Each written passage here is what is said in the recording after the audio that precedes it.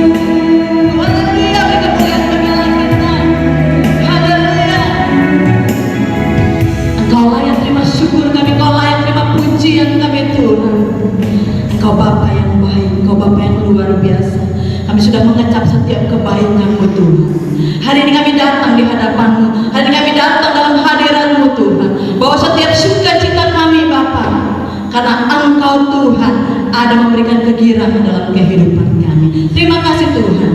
Siapa umat Tuhan yang siap memuji Tuhan bersama, saya katakan amin. Haleluya. Haleluya. Sekali lagi beri kemuliaan bagi Allah kita. Haleluya. Mari Bapak Ibu Saudara, bersama-sama kita akan memuji Tuhan, karena kita sudah mengecap setiap kebaikan Tuhan. Amin. Mari boleh angkat tangannya. Terima kasih Tuhan Yesus, Engkau baik hari ini sampai selama-lamanya. Mari bersama-sama kita katakan kecap pada melihatnya. Haleluya Tuhan. Mari bertepuk tangan dalam hadirat Tuhan.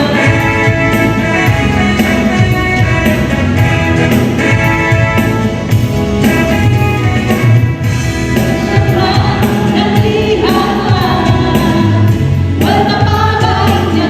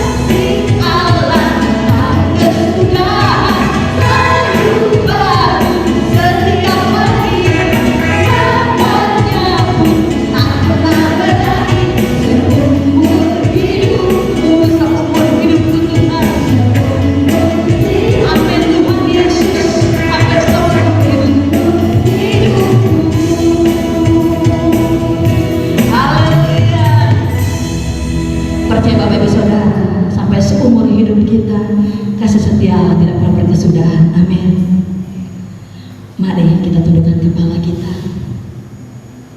Kita mau dengar akan firman Tuhan. Engkau baik Tuhan. Kasih setiamu kekal selama-lamanya Tuhan. Sampai seumur hidup kami Engkau ada Tuhan, memberikan kasih yang luar biasa itu dalam hidup kami. Terima kasih Bapa, terima kasih. Bahkan lebih daripada yang kami minta Engkau berikan kepada kami. Lebih daripada yang kami inginkan Engkau sediakan dalam kehidupan kami. Sebab itu kami mau bersyukur bagimu Tuhan. Bersyukur bagimu. Engkau baik Tuhan Yesus. Ini kami umat Tuhan, dimanapun kami berada, apapun keadaan kami, kami datang dalam hadirat-Mu Tuhan. Bersyukur sebab Engkau memberikan apa yang terbaik dalam kehidupan kami. Bersyukur sebab Engkau mendengarkan setiap doa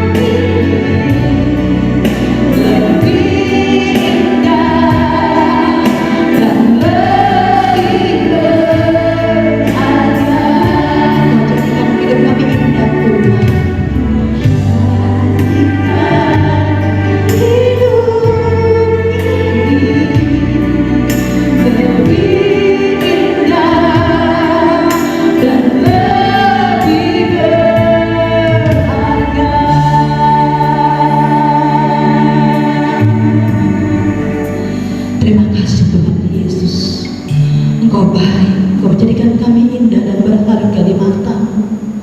Terbukti sampai hari ini ada berkat Tuhan, ada perlindungan Tuhan dalam hidup kami, sehingga kami boleh hadir Tuhan, menikmati hadirat-Mu. Bawa syukur kami, bawa pujian penyembahan kami. Tiba saatnya Tuhan, kami akan duduk diam seperti Maria, belajar mendengarkan firman-Mu, dengar-dengar setiap perkataan-Mu. Berkati kami, urapi kami dimanapun kami berada, dimanapun anak-anak-Mu berada pada pagi hari ini Tuhan Yesus. Biarlah Tuhan memberkati mereka yang sungguh-sungguh mendengarkan firman Tuhan. Urapi hamba-Mu yang menyampaikan firman Tuhan pada pagi hari ini. Biarlah kemuliaan Tuhan tercurah atas setiap firman Tuhan yang disampaikan oleh hamba-Mu di dalam nama Yesus. Amin. Mari Bapak Ibu Saudara, kita akan buka firman Tuhan pada pagi hari ini. Kita akan bersama-sama belajar firman Tuhan yang akan disampaikan oleh hambanya Bapak Pendeta Samsul Arif. Mari Bapak Ibu Saudara, kita satukan hati kita belajar firman Tuhan. Tuhan Yesus memberkati.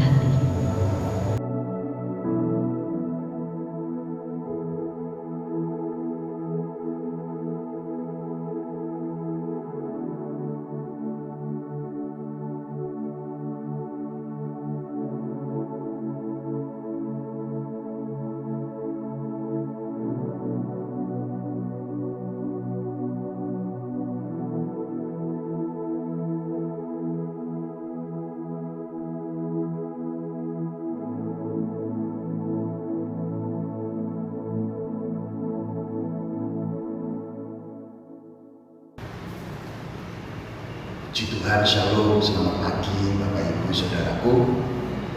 Pagi hari ini kita kembali bertemu dalam ibadah di rumah kita masing-masing. Dan pagi hari ini merupakan hari peringatan Pentakosta,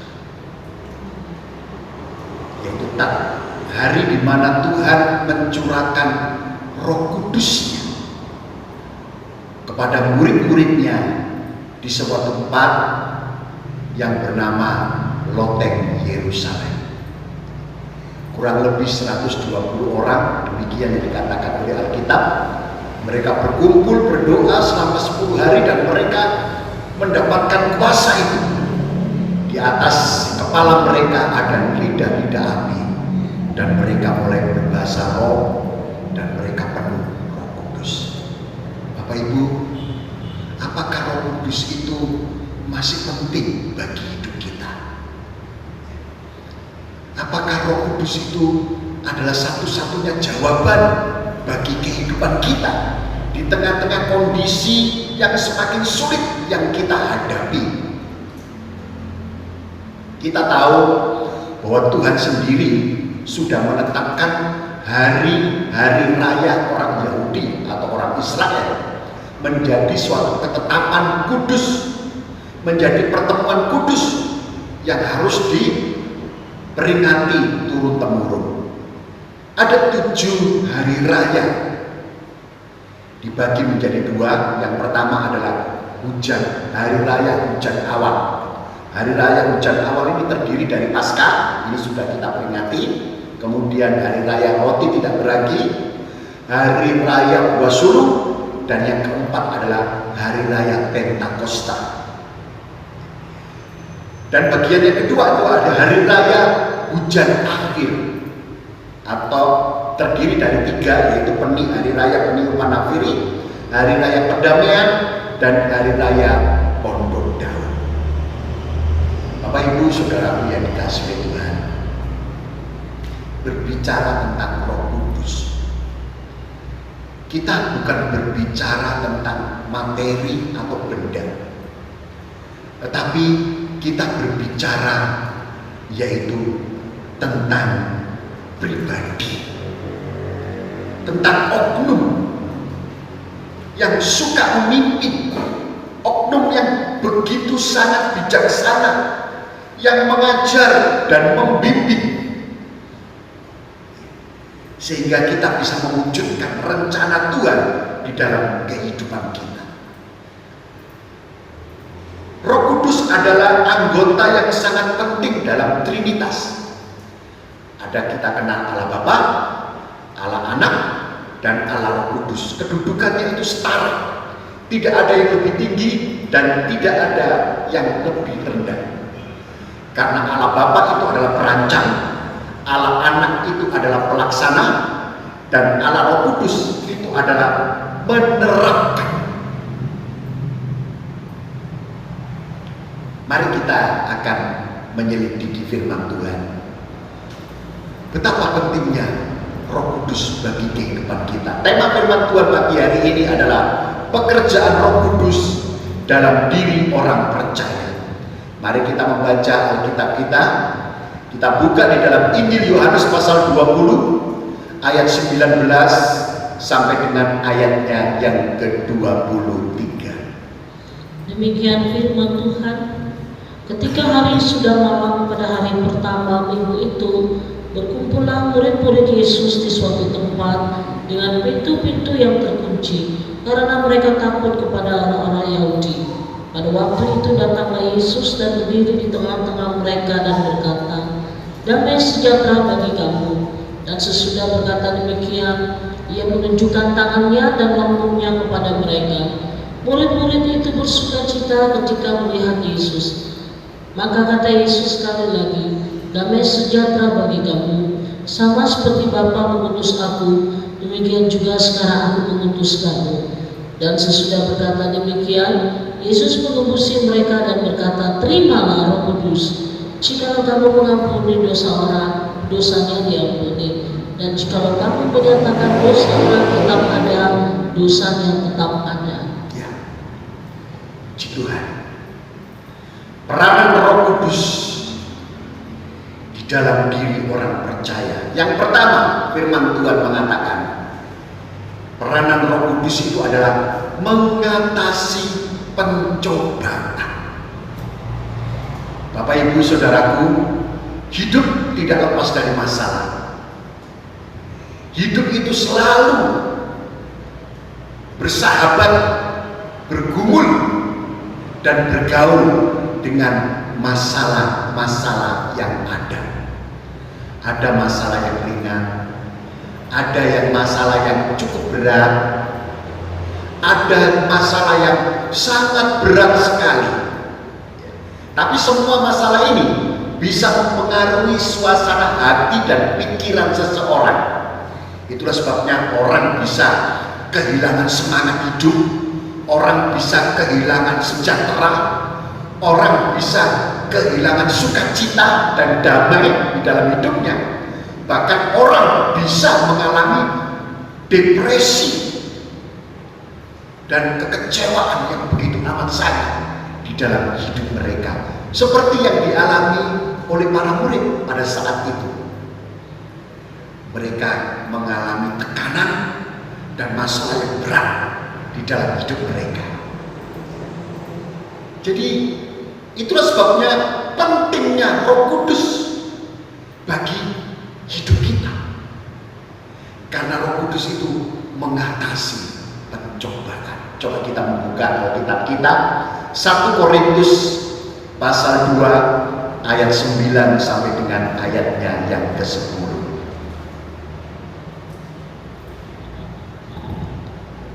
Demikian firman Tuhan. Tetapi seperti ada tertulis, apa yang tidak pernah dilihat oleh mata dan tidak pernah didengar oleh telinga dan yang tidak pernah timbul di dalam hati, semua yang disediakan Tuhan untuk mereka yang mengasihi Dia. Karena kepada kita Tuhan telah menyatakan oleh Roh, sebab Roh menyelidiki segala sesuatu, bahkan hal-hal yang tersembunyi dalam diri Tuhan. Ya, firman Tuhan mengatakan bahwa apa yang tidak pernah kita dengar, apa yang tidak pernah kita lihat, apa yang tidak pernah timbul di dalam hati, itulah yang diberikan oleh Tuhan kepada orang-orang yang mengasihinya. Apa ini? Yaitu karunia Roh Kudus. Bapak Ibu, ada satu contoh yang nyata di dalam Alkitab, yaitu seorang hamba Tuhan, seorang tokoh Alkitab pada saat dia mengalami pencobaan yang cukup berat. Mari kita membuka Alkitab kita di dalam Zakaria pasal 4 ayatnya yang ke-6. Demikian firman Tuhan. Maka berbicaralah ia, katanya, inilah firman Tuhan kepada Zerubabel bunyinya, bukan dengan keperkasaan dan bukan dengan kekuatan, melainkan dengan Roh-Ku, firman Tuhan semesta alam. Ya, puji Tuhan.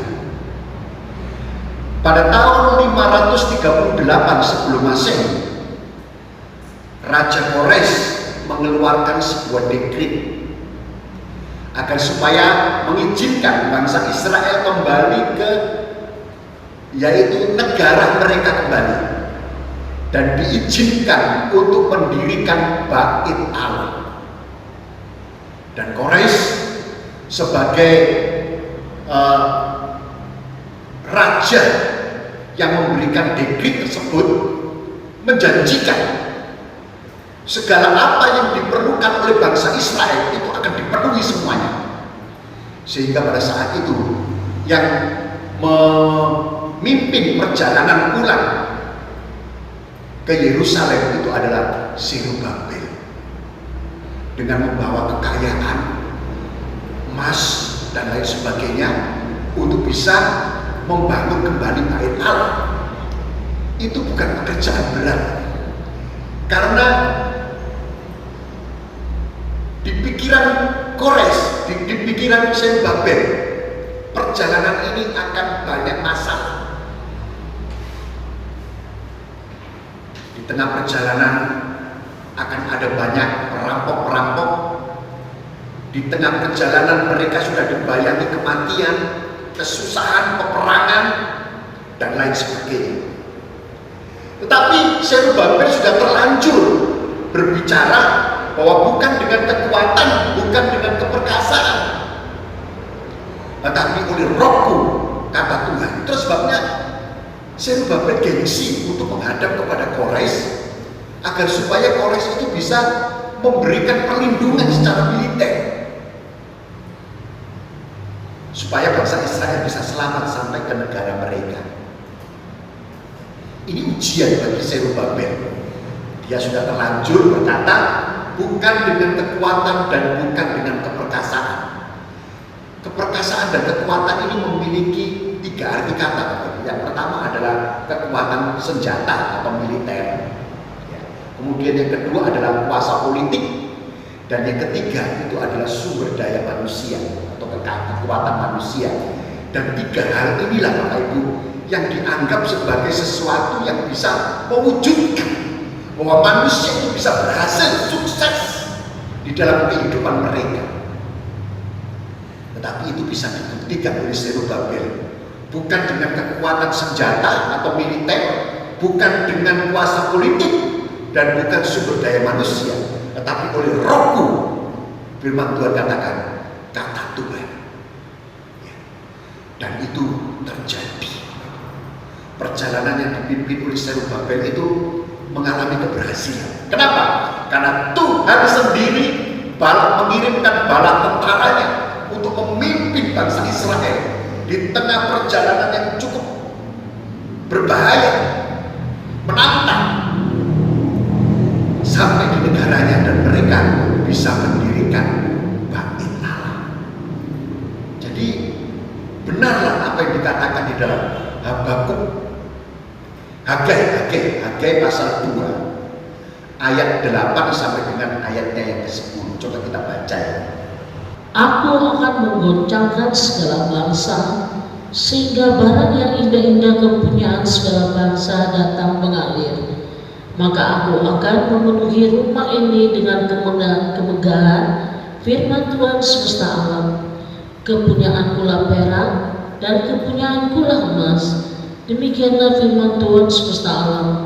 Adapun rumah ini, kemegahannya yang kemudian akan melebihi kemegahannya yang semula, firman Tuhan semesta alam. Dan di tempat ini aku akan memberikan damai sejahtera. Demikianlah firman Tuhan semesta alam. Ya, puji Tuhan. Benarlah bahwa Roh Kudus atau Roh Allah adalah sanggup mengatasi pencobaan. Itu sebabnya kita butuh Roh Kudus. Bapak Ibu, pencobaan apa yang dialami oleh Zerubabel dengan bangsa Israel pada saat itu? Mereka butuh banyak uang, mereka butuh banyak materi untuk bisa membangun sebuah bait Allah yang megah, yang penuh dengan kemuliaan. Ya, seharusnya orang melihat kita butuh uang, tidak. Tetapi Zerubabel berkata, bukan dengan kekuatan, bukan dengan keperkasaan, tetapi oleh Rohku. Dan dijawab oleh Hagai. Hagai pasal 2 tadi ya, dikatakan bahwa aku akan menggoncangkan bangsa-bangsa untuk membawa kekayaan mereka mengalir. Pada saat seseorang itu dipimpin oleh Roh Kudus,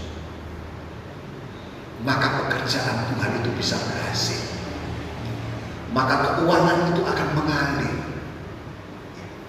Dan apa yang dicita-citakan oleh bangsa Israel sesuai dengan dekret dari Raja Kores supaya mereka pulang dan membangun bait Allah itu bisa terwujud. Bapak Ibu saudaraku yang dikasihi Tuhan, hanya jika Roh Kudus itu terus-menerus memimpin, memerintah dan menguasai hidup kita, maka yang pertama kita bisa melaksanakan kehendak Allah, dan yang kedua maka kita bisa mengatasi masalah-masalah atau pencobaan-pencobaan hidup yang kita alami. Firman Tuhan berkata, siapakah engkau gunung-gunung yang tinggi? Gunung ini berbicara tentang pencobaan yang berat, pencobaan yang besar. Firman Tuhan katakan, di hadapan Zerubabel engkau menjadi tanah yang rata. Hanya orang-orang yang dirinya dipimpin oleh Roh Kudus sanggup untuk bisa mengatasi pencobaan-pencobaan hidup. Yang kedua, peranan Roh Kudus di dalam hidup orang percaya. Roma pasal 14 ayat 17 sampai dengan ayatnya yang ke-18.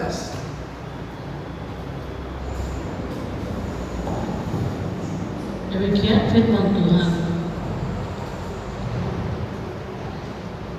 Sebab kerajaan Allah bukanlah soal makanan dan minuman, tetapi soal kebenaran, damai sejahtera, dan sukacita oleh Roh Kudus. Karena barang siapa melayani Kristus dengan cara ini, ia berkenan pada Tuhan dan dihormati oleh manusia. Yang kedua, peranan Roh Kudus di dalam hidup orang percaya itu adalah membawa damai sejahtera. Bapak Ibu, jika tidak berlebihan, saya bisa katakan bahwa kita sedang ada dalam masa di mana awal kedatangan Tuhan yang kedua kalinya. Karena tanda-tanda kedatangan Tuhan itu adalah diawali dengan kesusahan besar, penderitaan yang dialami oleh umat manusia yang ada di muka bumi ini.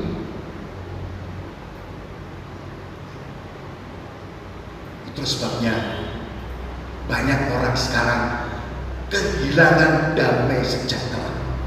Baru virus COVID-19 menyebar ke seluruh dunia ini. Dunia pun sudah mengalami satu gejala kesusahan-kesusahan. Sebentar lagi dunia akan menghadapi kesusahan, yaitu ekonomi.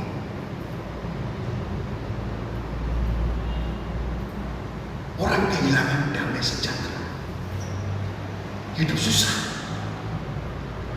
Itu sebabnya Roh Kudus diberikan oleh Tuhan agar supaya Dia memberikan damai sejahtera bagi hidup kita. Memang Bapak Ibu, uang itu, dengan uang kita bisa memiliki semuanya. Karena di dunia ini semuanya ada nilai jualnya. Tapi kita harus tahu bahwa sekalipun uang itu perlu, uang bukan segala-galanya. ada sesuatu yang lebih daripada itu yang Tuhan bisa berikan kepada kita, yaitu Roh Kudus-Nya. Sebagai satu rencana Tuhan, tatkala Yesus naik ke surga, maka Yesus minta kepada Bapa agar supaya Bapa mengirimkan Roh Kudus-Nya kepada orang-orang percaya. Karena Roh Kudus inilah yang akan membawa damai sejahtera di dalam kehidupan kita. Kemana kita pergi mencari damai? Ke gunung, ke lembah, kepada dunia ini?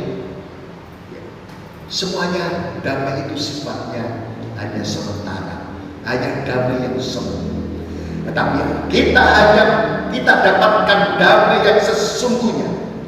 Shalom itu, yaitu tatkala Roh Kudus turun atas kehidupan kita. Itu sebabnya kita butuh, Bapak Ibu.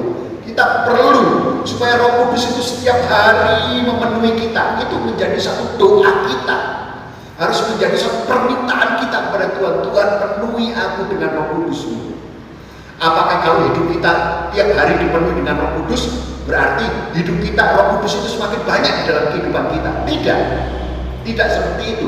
Justru sebaliknya, Roh Kudus itu akan semakin banyak memimpin kita, mengajar kita, dan membimbing kita, serta mengendalikan kehidupan kita, sehingga damai sejahtera yang datangnya dari Tuhan itu turun atas hidup kita. Shalom itu ada karena Roh Kudus ada di dalam kehidupan kita. Yang terakhir, yang ketiga, apa peranan Roh Kudus di dalam kehidupan orang percaya? Mari kita baca di dalam Matius pasal 3 ayat 11.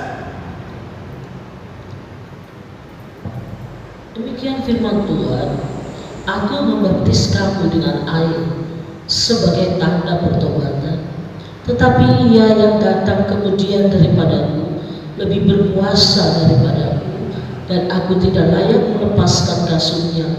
Ia akan membaptis kamu dengan Roh Kudus dan dengan api.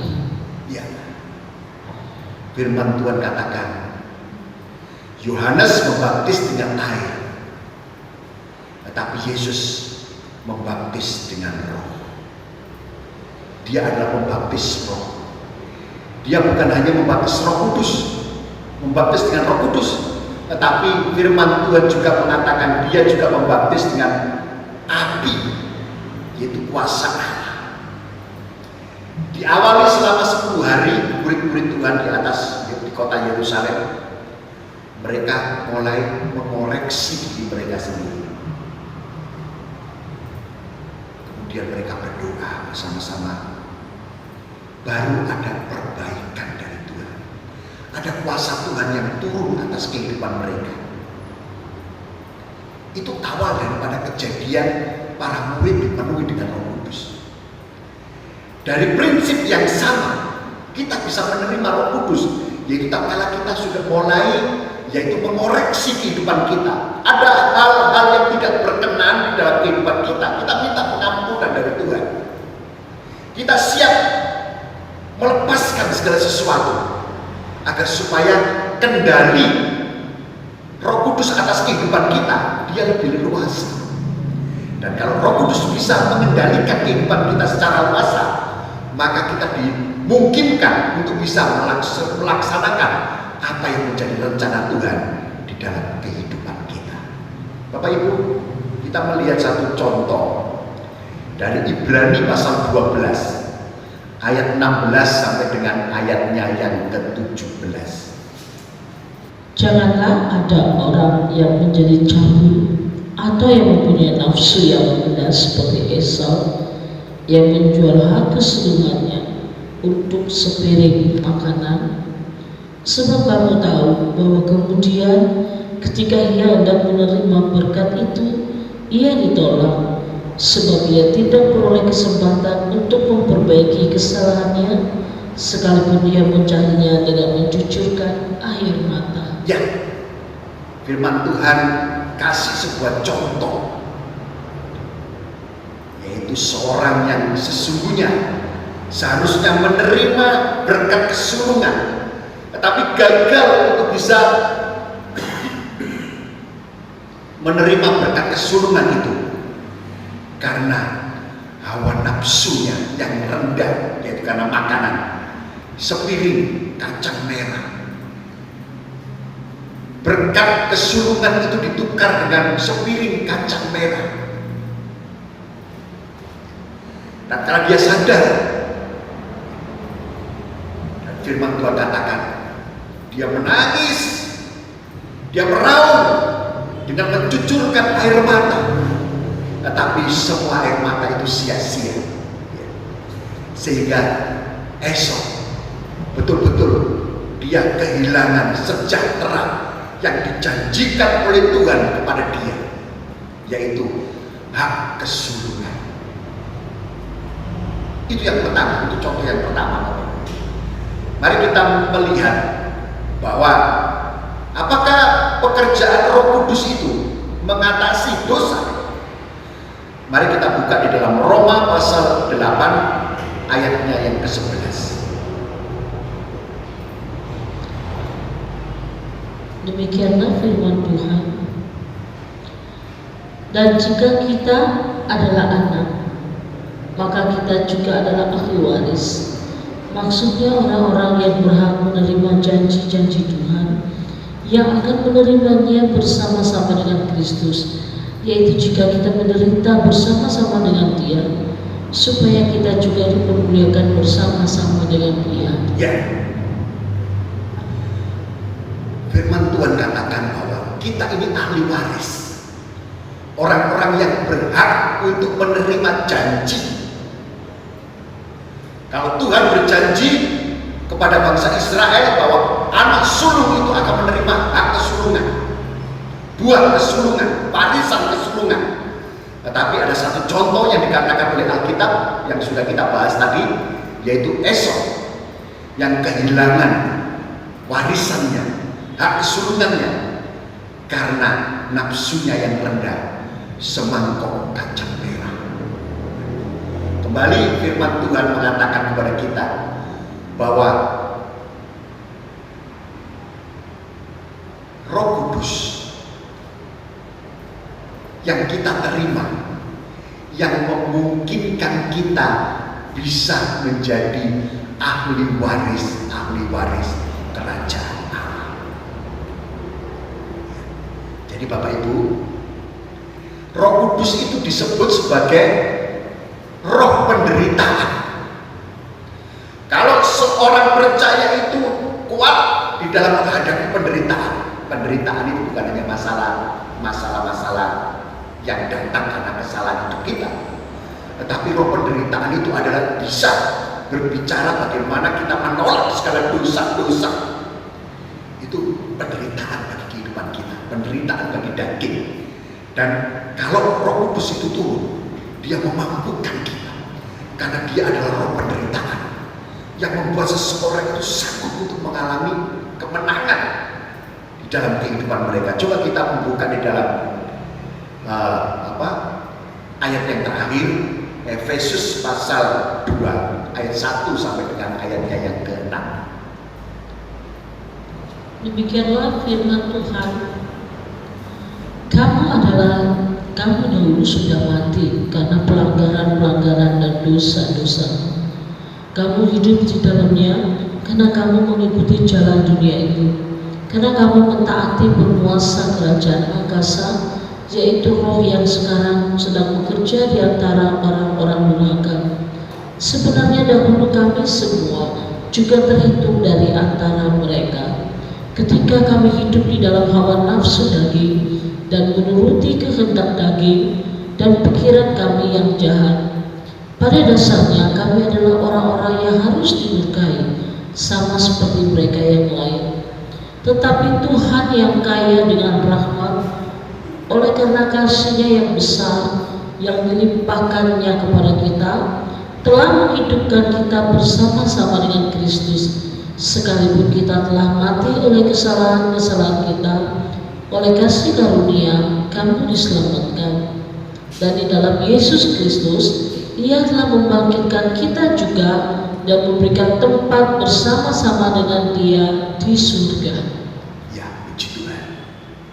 Inilah Bapak Ibu Paulus mengatakan bahwa sebenarnya dahulu kami semuanya juga terhitung di antara mereka, yaitu orang-orang yang hidup di dalam hawa nafsu yang menghancurkan.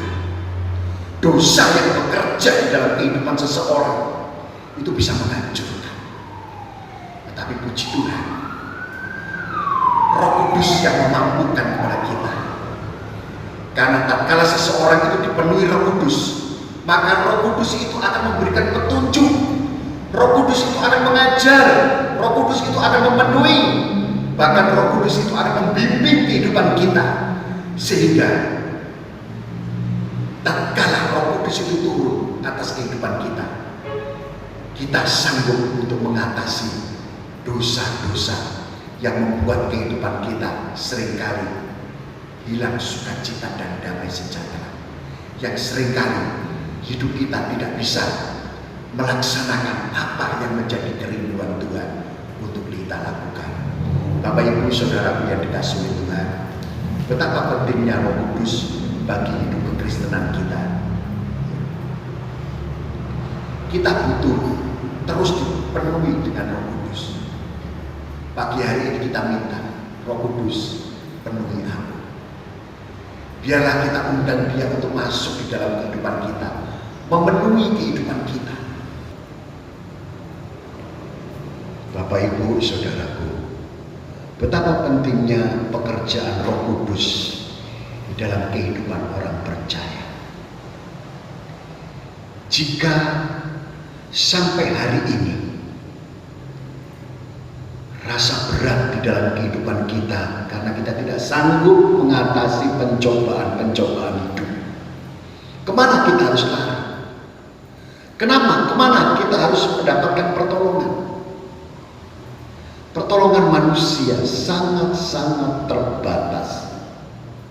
Kita hanya bisa lari kepada Dia.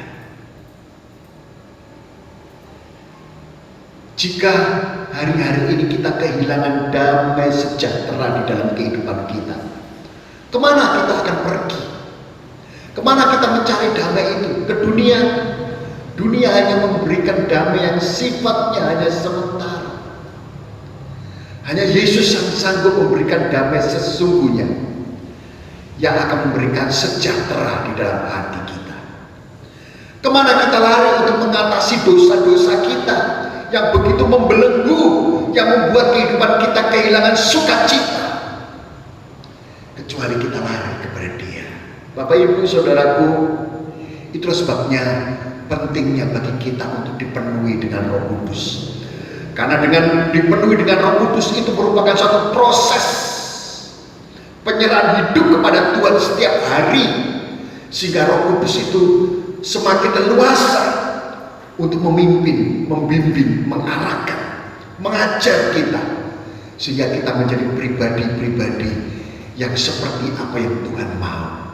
Sanggup mengatasi pencobaan, kita sanggup untuk bisa mengatasi segala dosa-dosa yang begitu merintangi kehidupan kita. Amin firman Tuhan. Mari kita sama-sama menundukkan kepala. Kita berdoa kepada Tuhan, mohon kiranya Tuhan mencurahkan kuasa Roh Kudus-Nya. Bapa di surga, di dalam nama Tuhan Yesus Kristus, oh kami rindu Tuhan, dipenuhi Roh Kudus-Mu pagi hari ini. Terima kasih Tuhan. Kami rindu Tuhan, Kau memimpin kehidupan kami, mengarahkan kami, mengajar kami, memimpin kami. Haleluya, haleluya. Terima kasih Tuhan. Oh, Kau baik. Haleluya. Haleluya.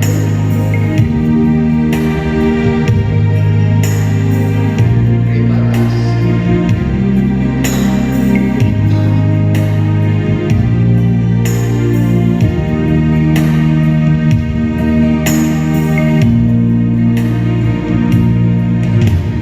Rohku yang hidup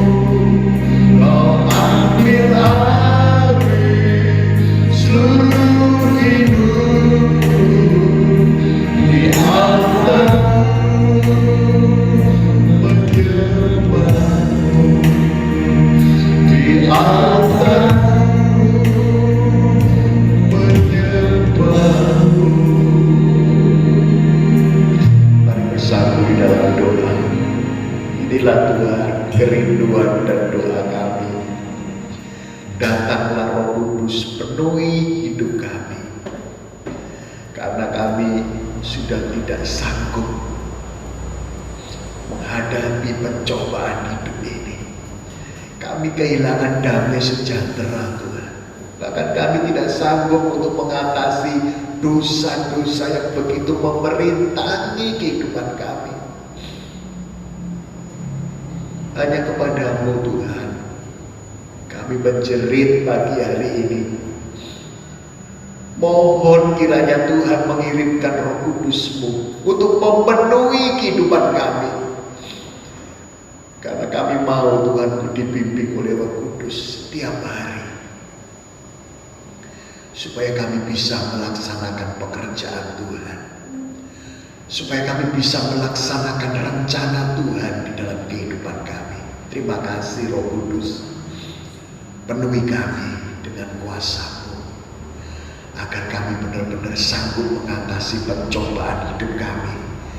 Kami sanggup Tuhan untuk mengatasi dosa-dosa kami. Bahkan kami benar-benar mendapatkan damai sejahtera yang sesungguhnya. Terima kasih, terpujilah nama-Mu. Engkau baik, sungguh baik, amat baik bagi kami.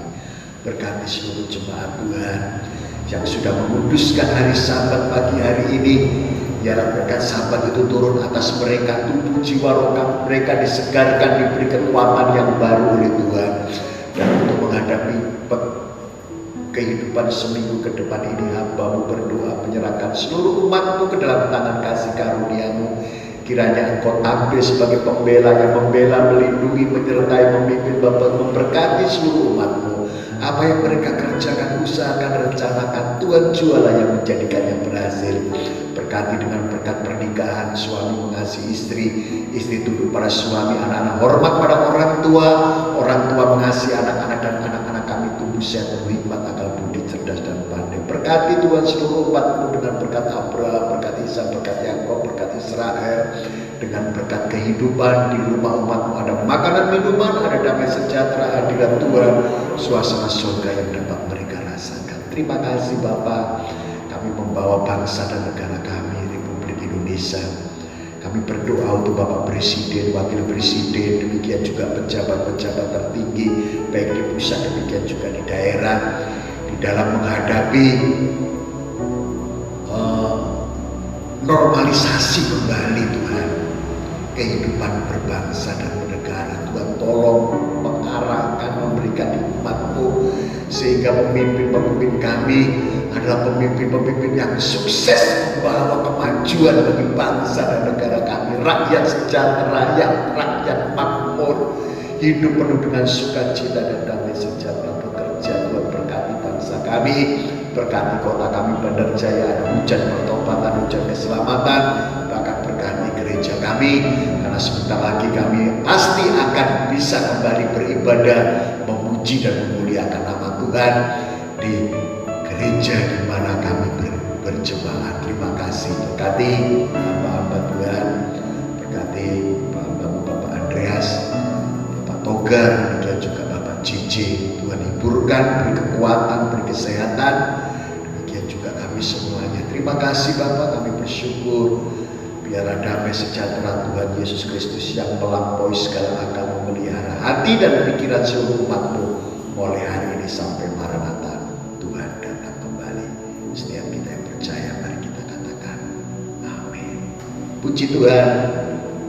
Selamat pagi, selamat beraktivitas. Tuhan Yesus memberkati. Amin. Shalom.